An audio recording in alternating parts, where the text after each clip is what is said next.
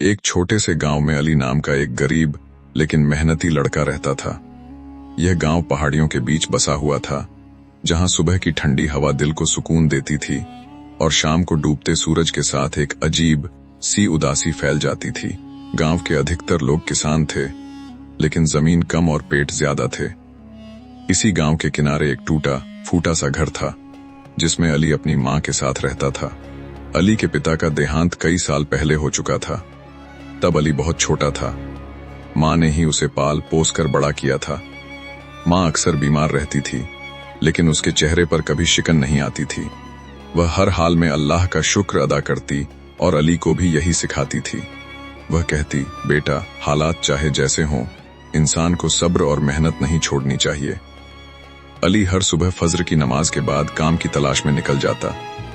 कभी किसी के खेत में मजदूरी करता, कभी बाजार में बोझ उठाता और कभी किसी दुकान पर सफाई कर देता। जो भी काम मिलता वह पूरी ईमानदारी से करता। उसे जो भी पैसा मिलता वह मां के हाथ पर रख देता। गांव के लोग अली को पसंद करते थे, क्योंकि वह कभी किसी से ऊंची आवाज में बात नहीं करता था।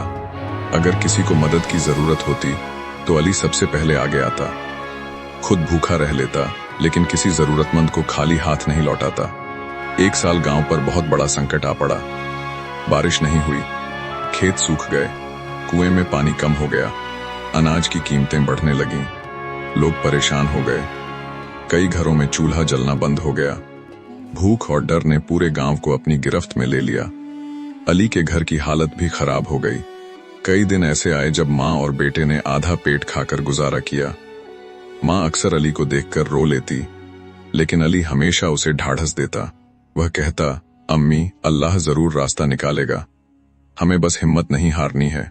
गांव के कुछ लोग शहर जाने लगे, कुछ ने चोरी का रास्ता अपनाया, कुछ लोग एक दूसरे से लड़ने लगे। हर तरफ मायूसी फैल गई थी। ऐसे समय में अली ने एक फैसला लिया।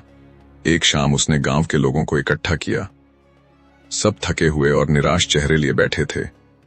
अली ने धीमी लेकिन भरोसे से भरी आवाज में कहा, हम सब इस मुसीबत में अकेले फंस गए हैं। अगर हम मिलकर काम करें, एक दूसरे का सहारा बने, तो यह वक्त भी गुजर जाएगा। कुछ लोग हंस पड़े, कुछ ने कहा, भूख को बातें नहीं मिटा सकती। लेकिन अली ने हार नहीं मानी। उसने सबको समझाया कि गांव में जो थोड़ा बहुत अनाज बचा है उसे मिलकर इस्तेमाल किया जाए।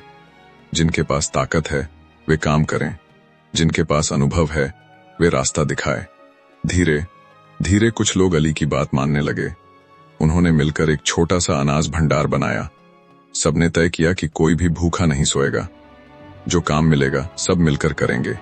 अली खुद सबसे आगे रहता, दिन रात मेहनत करता, कभी खेत साफ करता, कभी कुएं की मरम्मत करता। उसकी मेहनत देखकर और लोग भी जुड़ते चले गए। गांव में एक नई उम्मीद की किरण जागने लगी। लोग फिर से एक दूसरे से बात करने लगे, मुस्कान लौटने लगी। लेकिन असली परीक्षा अभी बाकी थी। कुछ महीनों बाद अचानक आसमान में बादल घिर आए। तेज हवा चली। पहली बारिश की बूंद जब धरती पर गिरी तो लोगों की आंखों में आंसू आ गए। ये खुशी के आंसू थे। बारिश धीरे धीरे तेज होती गई। सूखी धरती ने पानी को जैसे गले लगा लिया। बारिश के बाद खेतों में फिर से हरियाली लौट आई। लोगों ने मेहनत शुरू कर दी। अली हर खेत में मदद करता, जहां जरूरत होती वहां पहुंच जाता। मां की तबीयत भी अब कुछ बेहतर रहने लगी थी। वह रोज अली के लिए दुआ करती। समय के साथ गांव फिर से खुशहाल होने लगा। फसल अच्छी हुई, अनाज की कमी दूर हो गई। जिन लोगों ने गांव छोड़ दिया था वे भी लौटने लगे। सब अली को सम्मान की नजर से देखने लगे। एक दिन गांव के बुजुर्गों ने अली को बुलाया। उन्होंने कहा, तुमने हमें सिखाया कि मुश्किल वक्त में एकता कितनी जरूरी होती है। यह गांव तुम्हारा एहसान नहीं भूलेगा। अली ने सिर झुका लिया और कहा, यह सब अल्लाह की रहमत है। मैंने तो बस वही किया जो मुझे सही लगा। उस दिन अली की मां की आंखों में गर्व था। उसने अपने बेटे को गले लगाया और कहा, बेटा, आज तुम्हारे पिता होते तो बहुत खुश होते। अली की जिंदगी बदल गई थी, लेकिन उसका दिल वही सादा और नरम रहा। वह आज भी मेहनत करता था, आज भी जरूरतमंदों की मदद करता था। उसने कभी घमंड नहीं किया। गांव के बच्चे अली से सीख लेते थे। वह उन्हें मेहनत, सच्चाई और सब्र की बातें सिखाता था। लोग अब मुश्किल से डरते नहीं थे, क्योंकि उन्हें पता था कि अगर वे साथ रहेंगे तो कोई भी संकट बड़ा नहीं होता। इस तरह उस छोटे से गांव ने यह सीख लिया कि असली दौलत पैसे में नहीं, बल्कि इंसानियत, एकता और उम्मीद में होती है।